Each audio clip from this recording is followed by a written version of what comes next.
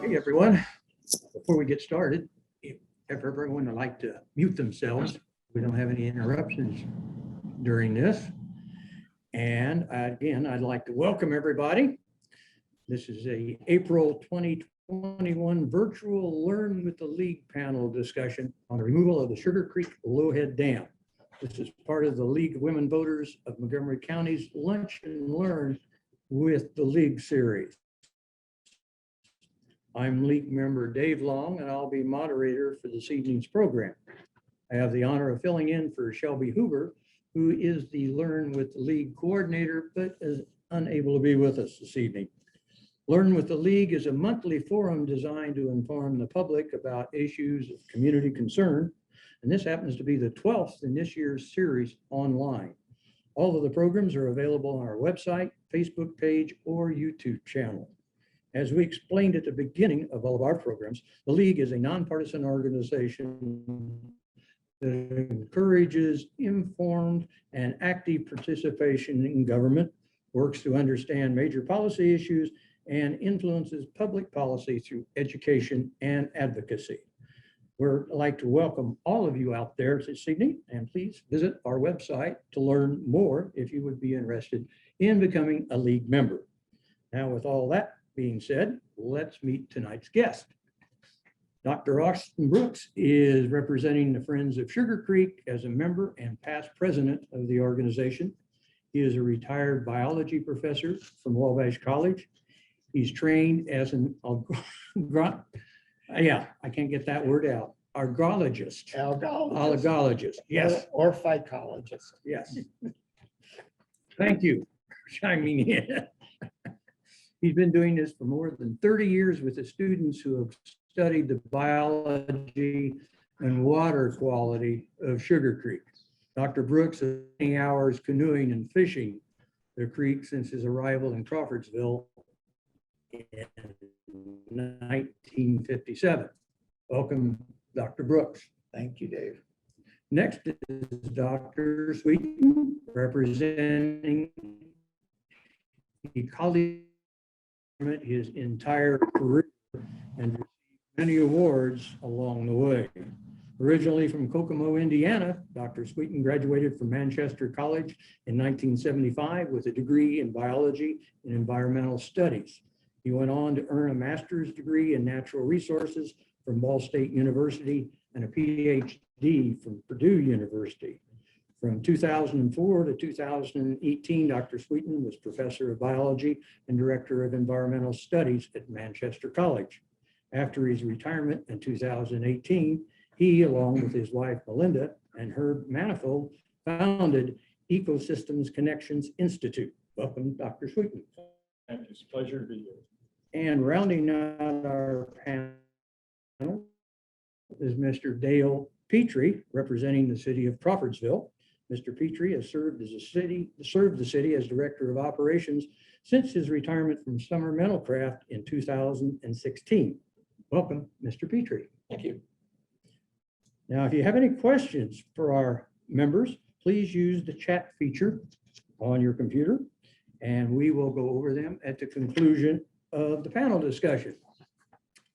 Well, I guess we'll start with Dr. Brooks. Dr. Brooks, how long have you been involved with the Friends of Sugar Creek? I've probably been involved actively about 10 years. And could you give us a little background on what the Friends of Sugar Creek organization is all about? Yeah, I'd love to do that. The Friends of Sugar Creek was founded in 1987 with the mission to protect, restore, and promote an appreciation for Sugar Creek and its watershed. I would like to tell you a little bit about what we do. I won't have time to say much about any of these activities, but I would urge you to visit our website, friendsofsugarcreek.org, all lowercase. We have a number of projects and programs that we sponsor. Probably one of the most important is spring and fall cleanup. Each spring and fall, we gather literally hundreds of pounds of trash from the creek. Everything from aluminum soda cans to tractor tires, just amazing. We also, in coordination with the Montgomery County Visitors Bureau, sponsor the Friends of Sugar Creek Canoe Race, which will be held this year on May 15th. And then in the summertime, we do an event called Kids, Canoes, and Crinoids, where we take young people out on the creek for a morning of water safety and stop at several sandbars along the creek. And they learn about the history, the geology, the aquatic organisms, and the flora and fauna of adjacent shores. The newest program we are doing is called Adopt a Drain. I think everyone realizes that street drains, anything that goes into a street drain enters the storm water sewer system and eventually makes it to the creek. So Adopt a Drain is a program where volunteers clean drains after storms so that these nasty things don't make their way to the creek. We also in the summertime do a family-friendly float trip. That's kind of a tongue twister. Family-friendly float trip where we take families out on the creek, and we've had as many as 30 participants, and many of these people have never been on Sugar Creek. In fact, many of them have never been in a canoe. And so it's a morning to appreciate Sugar Creek and the beauty of this wonderful resource. And lastly, we have educational programs. We have regular speakers throughout the year. And also we produce a newspaper column called Sugar Creek Currents, where we address issues related to the creek. So those are the kinds of things we do. And summertime's very busy for us. In the wintertime, it's mostly planning and thinking about the next summer. Our activities, of course, are somewhat limited by water levels, and the weather plays a big role in that. Now, many of us have grown up with the dam as always being there. Could you comment on when the dam was built and why? Sure. The current dam is the last of 11 dams that once spanned Sugar Creek. The early dams, of course, furnished power for grist mills and lumber mills and so on. The current dam, according to the state of Indiana, was constructed in 1927, and it was constructed to provide additional cooling water for our Crawfordsville electric light and power expansion at that time. The power was generated until 2020, when the I'm sorry,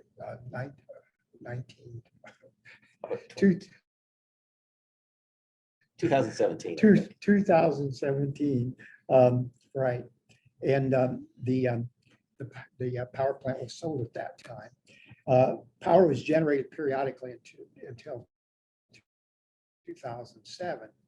The Electric Light and Power Company joined IMPA, Indiana Municipal Power Association, and purchased power through that consortium. And by 2007, it became cheaper to buy power than to generate power. And so in 2014, the plant was sold to a company called Sterling Energy, which later became Crawfordsville Energy.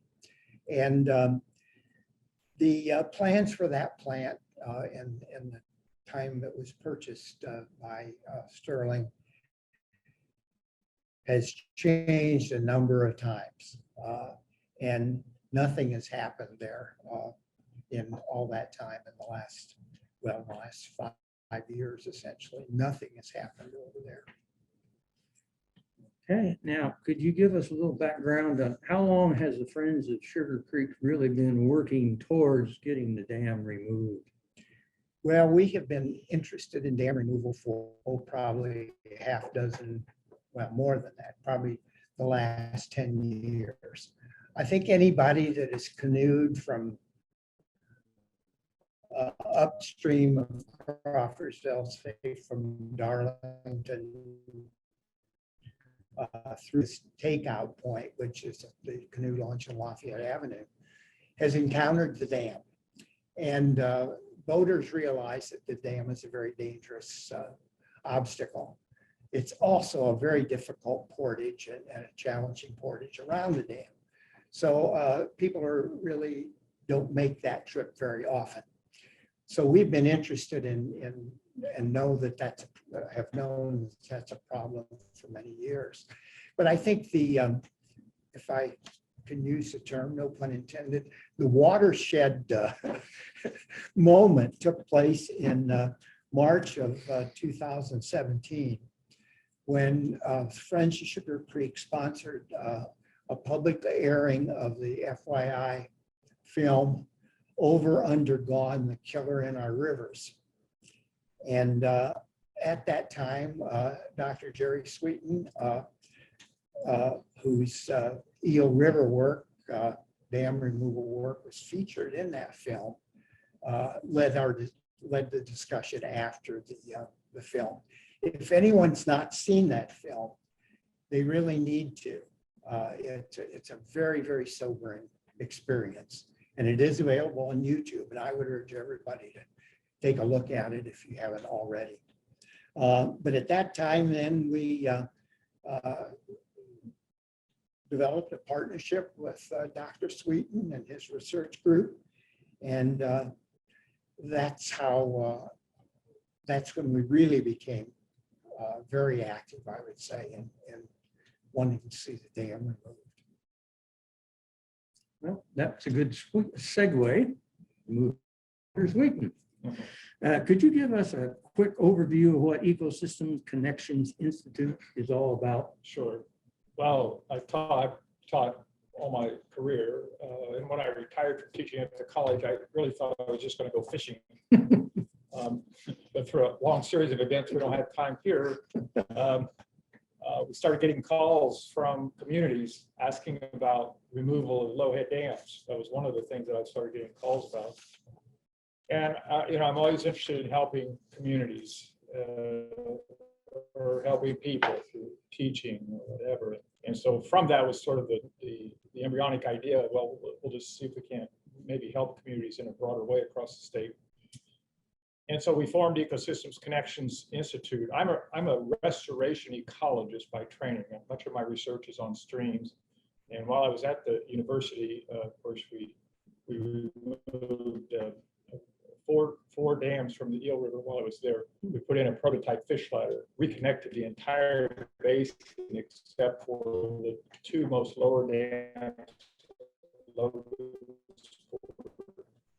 which now we have a contract base we connected.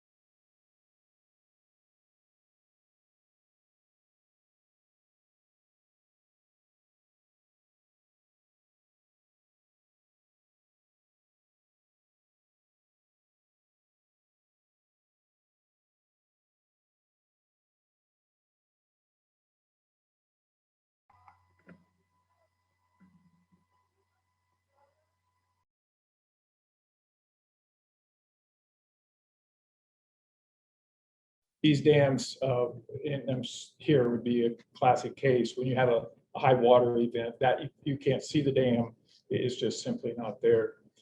However, these low-head dams at the toe of the dam, the downstream side of them, and you can see this occurring even today. We just visited there before we came here, and you can see the water recirculating. And when water goes over these low-head dams, they look very benign, but they can trap a human being and twist them around into that recirculation. And so by removing a low-head dam, you simply, you really don't change anything about the river itself other than you remove a barrier that is very dangerous to humans. And in our research, we also know that when you remove that barrier, you see an improvement in the ecology of the stream itself.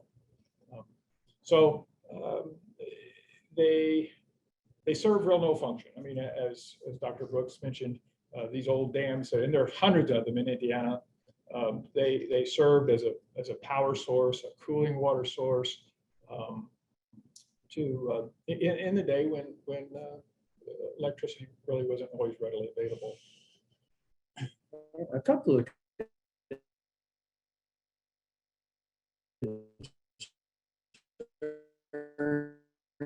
flooding Right. of the creek if it's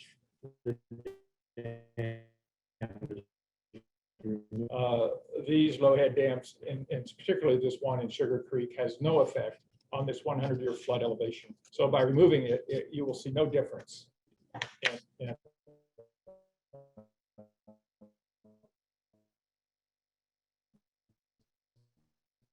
clearly change. And perhaps the best way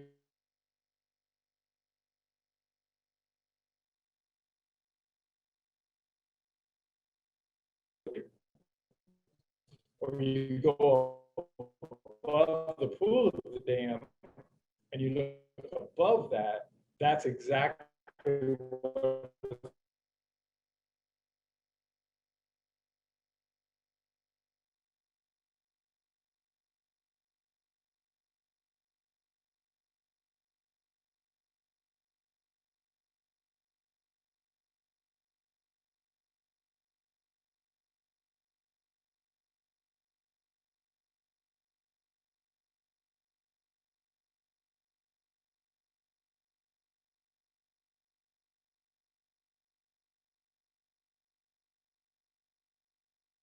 we get to is about species present. I'll just leave that. The diversity of fish actually improves when you take out the dam. The pool behind a dam is more of a lake environment. And so that's where you would tend to find fish like carp, common carp, or gizzard shad, if they're in the system.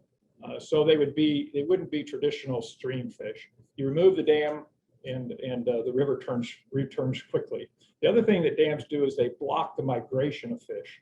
And most of the time when you mention migration of fish in Indiana to people, they immediately think about salmon in the Pacific Northwest or someplace, these fish that move long distances from the sea. But actually 85% of the species of fish that live in our streams, and there's over 200 species of fish that live in Indiana streams, need to migrate upstream and downstream as part of their life history. And so we've been conducting research actually on that at the fish ladder that we installed in the eel, and we've been actually addressing that question. And there's a lot of really, really cool information we've learned from that. But the short answer to your question is, so we have documented improved smallmouth bass spawning sites when you remove a dam. That's what species it's often of concern. We've documented in our index that we use to calculate with fish, a 30% increase in that index. And then of course you're opening up the stream for that genetic flow across fish species or within fish species that they need to do as part of their life history. Now, you kind of touched on it a little bit as far as when you remove a dam, what about the effects possibly of hazardous materials, things that might be lurking?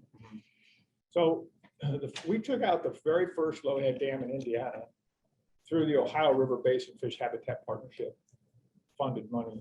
And at that time, it took 2 years to get a permit to remove this dam. It took less than a day to remove it, by the way. But one of the major concerns was, what about the sediment behind the dam? Not just is it contaminated, but not that I'm minimizing the importance of that, but what about the volume of the sediment behind it? And will release of that sediment cause more harm than good by taking the dam out? And so those are questions that we addressed in our research. We do this with every every removal that we do, we do a complete, what would be called a bathymetry map above and below the dam, which is just an underwater map. So we know where that sediment wedge is. This map also tells us when you take the dam out, it tells us where is the stream going to return, because you can see the old channel through looking at this map. So you have just the physical volume of sediment, which is a natural part of the stream. But we mitigate that effect by doing a staged release. So when we remove this dam, the contractor will take out about a 2-foot chunk of the dam. We'll let the pool drain slowly. It wouldn't be like taking dynamite, blowing it up and letting everything, well, although that would be a lot of fun. We're not doing, oh gosh, we're not doing that. Okay, But yeah, sit down. please write that down. So we will do a staged release to let the water out of the pool slowly, incrementally, so that by the time the pool is drained, the equipment can move across the top of the gravel, remove the dam, and the river will turn back to that channel where it wants to go. Now, the contaminated part is unique to the watershed. You folks are fortunate enough or unfortunate enough that you had a PCB source upstream about 6 or 7 miles that was a Superfund site back in the 1970s, I believe. And so our friends at IDEM, which we had to get a permit through, they know that. And so that required some extra testing. So we have a protocol that we have approved by the Department of Environmental Management to collect sediment samples, and we send those off. And the short version of this is that we have those sediments tested for every compound humans ever invented, it seems like. And then we look at those results relative to the threshold levels that are set by IDEM, because you certainly wouldn't want to release a lot of toxins or material that might be tied up in that sediment behind the dam. So we did that, and it turns out that the sediment is clean. It was no surprise to us, actually, because those kind of compounds that are of concern tend to adhere to soil particles that are more, I'll use a technical term, soft and gooey, not sand and gravel. And so sandy, gravelly streams tend to not allow that to happen. So anyway, the sediment is clean. We know where the sediment is behind the dam, and we'll mitigate that and allow it to be released slowly over time.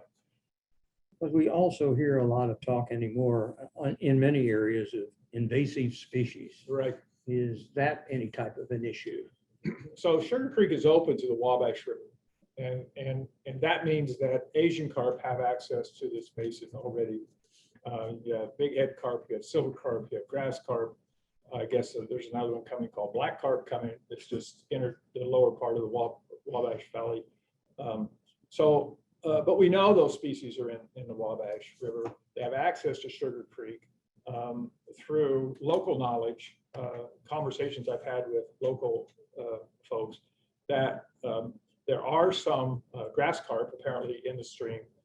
I've heard no reports of any Asian carp. Past that, no big head carp, no silver carp. You know, when you think about those, you see those images of all these fish jumping out and hitting people in the head in the road. Those species, we've actually done a lot of research on that, because when we take out the last 2 dams in the eel down at Logansport, it's going to open the basin up to the Wabash. And so before we could even apply for a permit to take those 2 dams out, we did a huge feasibility study. We wanted the agencies needed assurance that what happens. And so we looked at the research. We went to every possible site that could be an issue. And it turns out, and Sugar Creek was an example that we used in that case. These fish typically will not want to move this far up in the basin that way. And if they did, let's just say silver carp and big head carp came here, that dam is no obstacle to those fish. They can jump over a 10-foot high dam, and yours isn't quite that big yet. So not to worry. Okay.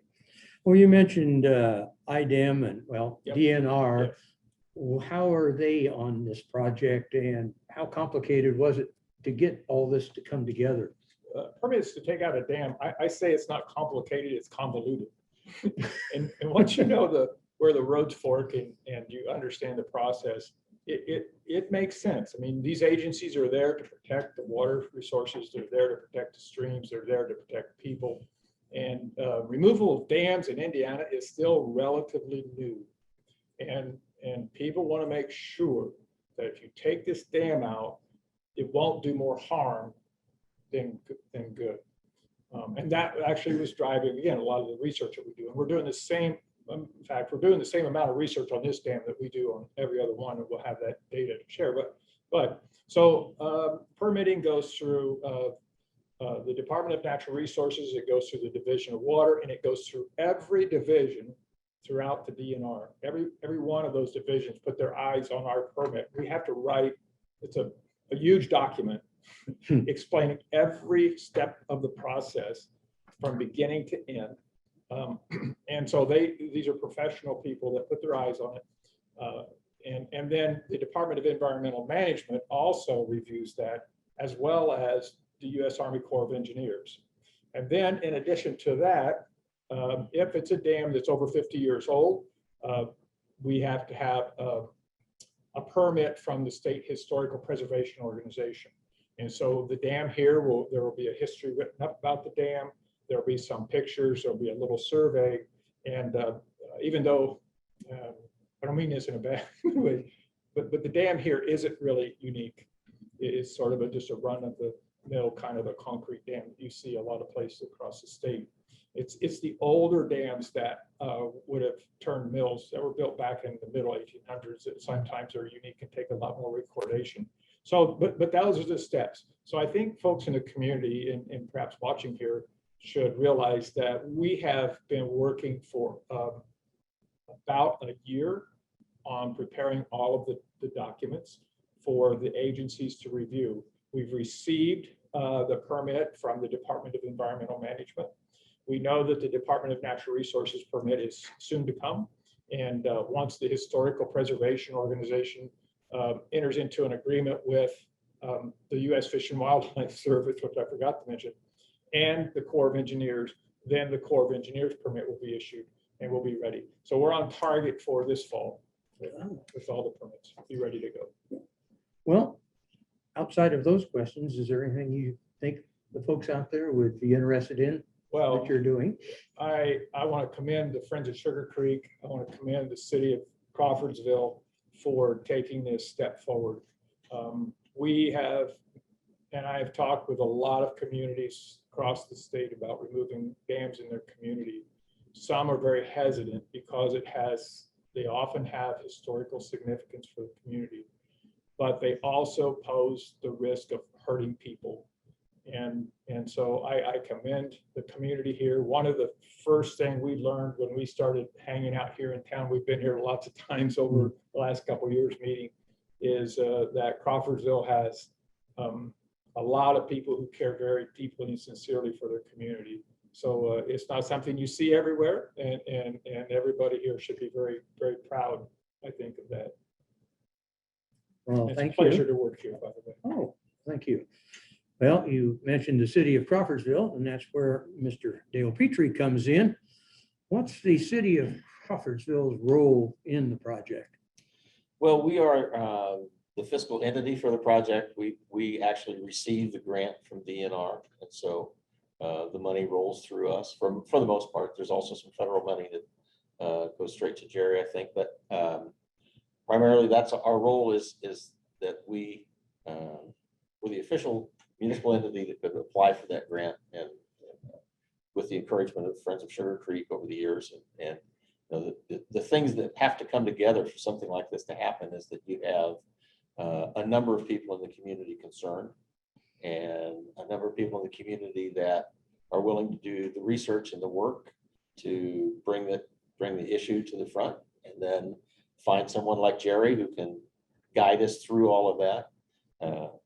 And then the city applies for the grant and manages the money. And that leads into another question. Where is the money coming from? The money is actually coming from DNR. So it's an 80-20 grant, $100,000, $80,000 comes from DNR. The city's portion is $20,000. And for the city, it's actually not cash. It's kind of an in-kind situation where we remove the concrete from the dam, one of the ways we held down the cost of that is to say, well, the city has trucks in the street department, so we can haul away that concrete and we have a waste site that we can dump it in. So ours is an in-kind payment for our portion of the grant. Now, in any town, when a project like this is announced, the burning question is always, when is it going to start? It starts when Jerry says it's okay to start. Back to you, Jerry. Yeah, obviously, we want the creek levels to be as low as possible, so it's going to be in the fall. And also, I believe there are some scientific biological reasons to do that in the fall. Fish are not spawning, other things are not happening within the creek, and so as the creek becomes kind of dormant for the winter, that's when you want to make the disturbance to get rid of the dam. Now, who's going to be doing the removal process? We went through a public bid process, and W Excavating from Crawfordsville was the low bidder. That's going to cost $53,470 was the bid. And that's for removal of the dam. And then also over on the 231 side of the dam, the west side, if you take that trail now, basically it ends abruptly at the dam, and people have made their way down to the water level there. And so we're going to smooth that out to make a better trail out of it, so they can enjoy the creek along under the bridge on 231 and on past behind the softball park. So it'll extend the nature preserve trail there And be a lot safer and be a in lot that safer. area. Yeah, I was out taking pictures during one of the warm days, last 3-4 weeks ago, and there were a couple of fishermen there fishing the pool, but also there were 4 kayakers that came down, and rather than get out and portage along the trail and back down, which is a long portage, they come up to the dam because the water level wasn't really high. They come up to the dam on the west side, climb over the dam.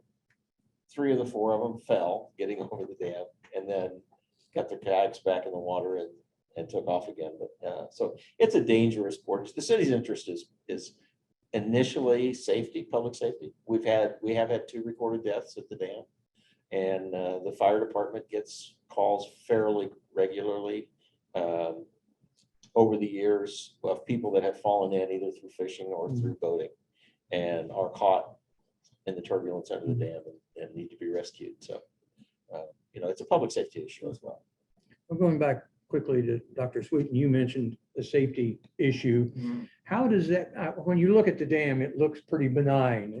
It looks like something like he mentioned, it's not a problem, but obviously there is a dynamic to that. How does that work? So that water runs over the top. It hits a plunge pool. The pool there is quite deep, and you get this recirculation. In fact, we were down there just before we came to this meeting, and while the water is very low, there's a notch in the dam, and you can see even they're relatively small sticks, but they're getting recircled in there. You probably have seen larger logs get trapped in there. And if a human gets caught in that, it's very difficult to escape. And it's not uncommon in Indiana that if we have a wet spring and people and the kayakers, I would not be surprised if you just said if the water was up, they would try to shoot over the top of it. And many people just don't realize that that's such a dangerous hydrology that takes place at those times. I heard it mentioned it's similar to a riptide as far as you don't see anything, but it's there. And once you're there, it's very difficult to maneuver. It is. Yeah. So it's a great thing just on the safety factor to get this out. Yeah. Well, that's all the prepared questions that we have. Would any member of the panel like to add anything in your area or anything that you feel? One thing I might add, when Dr. Brooks was speaking about the status of the power plant, I was talking with Raoul Moore, probably most people know Raoul, and he brought up the fact that that power plant generated almost exactly the amount of electricity that we are now generating through solar power here in Crawfordsville. So we have put in solar parks throughout the years, and that electricity is actually going directly into Crawfordsville. It doesn't go out on the grid. So that's saving us from purchasing power off of the grid from it. Anyone else? Okay, well, we'll move to our portion where we have some calling questions. And this one's from Jerry. What benefits will be renewed of the dam have? What will the effects be on freshwater mussels? So we've actually, a great question. I don't know who asked it, but that's a wonderful question. Mussels are some of the most imperiled animals in North America. They're not real glitzy. They're not warm and fuzzy. You'll never see one on a pop can for advertisement, but for quirky biologists like myself, and I think I can include Dr. Brooks in this, is that okay? Yep. Exactly. So there's not many of us around, but mussels are some of the most interesting animals ever. And through our research, we'll do a mussel survey here, by the way. We find that in the pool above the dams, mussels are sparse to scarce relative to what you find downstream and upstream of the pool. What we don't know yet, we have some long-term monitoring sites that we're taking a look at this, is once the dam is removed and the habitat returns for mussels, how long does it take for these sites to become recolonized? And it may take a decade. For a larval mussel has to hitch a ride on the gill of a fish as part of its life cycle, and fortunately drop off someplace where it likes to live. So yeah, the short answer is yes, we will survey for mussels, and we've learned that they just don't like it in the pool above the dam. Questions for you, Dale. Where is a good place to watch the removal process? I would say from just north of the bridge on 231. If you can, Phantom Neon Sign has a parking area there that if you get off in that, you probably could stand on the bridge. All that may not be the safest place to be. Certainly don't want to park along there, but there is parking in the Sugar Creek Nature Preserve parking lot, and they can walk up the trail, which is the same path that we'll take to bring in equipment to remove the dam. So they can walk up that trail and observe that from upstream. Okay. Oh, the other thing would be just go to the softball diamonds and access it from below. So come up, go to the softball diamonds, walk down to the creek, come under the bridge. That's probably as close as we want you to get, but you can watch that from right under the bridge. Because there's a good path. There's a good path. Good path down there. Yes, good down there. Okay, what will be left of the dam when it's finished, or will there be anything left at all? Yeah, there will be an abutment on each end that's going to be left just to hold the bank back, because that's kind of what its purpose is right now. The bank is sandy and built up there, and so we'll leave that abutment. That may also be where the historic marker, if there is one, goes. Which we don't know yet. Yeah, right. So we're anticipating that to be the possibility. So we're going to leave the abutment on each end. And then the base that's below creek bed level, that'll be left, which Raoul Moore also pointed out, probably in another 400,000 years may become an issue, but as the creek bed lowers through natural. We end up with another low-head dam. Another low-head dam, but it's 400,000 years or so away. So. I guess this might fall into either one of your area. Will the danger sign just upstream be taken down? Yes, I'm not sure. I'm sure it will be. I don't know who regulates that sign. Actually, I don't know whether that's the county. Well, I don't know. It could be Could be the, DNR. yeah, or it could be the Sugar Creek Advisory Board. Yes. So this might be a good place to interject a little information. There's relatively new legislation that passed last year on low-head dams. And so now owners of low-head dams, in Indiana, we have what's called the riparian rights law, or the common law. And so if a stream is non-navigable, but I think Sugar Creek is a navigable. It is a navigable And it's a very obscure kind of designation, but individuals can own a dam. And with this new legislation, they have to assume a lot more liability insurance. They're required to put up signage, and you could only get within, I think it's 50 feet of a low-head dam now. or you can get ticketed by a conservation officer. This was legislation that was just passed in 2019. Dale, what is the future of the red building, commonly called the old power plant? Well, that's not part of this project. But the future of it is, we would love to see it probably taken down. We're currently in the process. We also, other than the DNR grant, I'm working on an EPA grant that we received that we can do phase 1 and phase 2 analysis on properties. So we're in the process of doing that right now, which enhances its ability to be sold, demolished, whatever. So the current owner is certainly well behind in his property taxes. So we don't think he's going to do anything with it. And there really doesn't, we don't have a good option right now as far as anybody that's come forward and said, I'd love to buy that property and do something with it development wise. And it's not, probably not a property because of its use that would be highly desirable for development. Jerry, this is for you. Is retrofitting non-powered low-head dams for electricity generation a common or viable option? I don't know about viable, it's not common.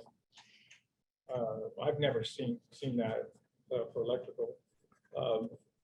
There are ways you can, cities that have left low-head dams in and built what's called a rock arch rapids. They're very expensive, that allow for, there's a variety of reasons why you might want to do that. But in terms of making it to generate electricity, I have not encountered that any place in our work.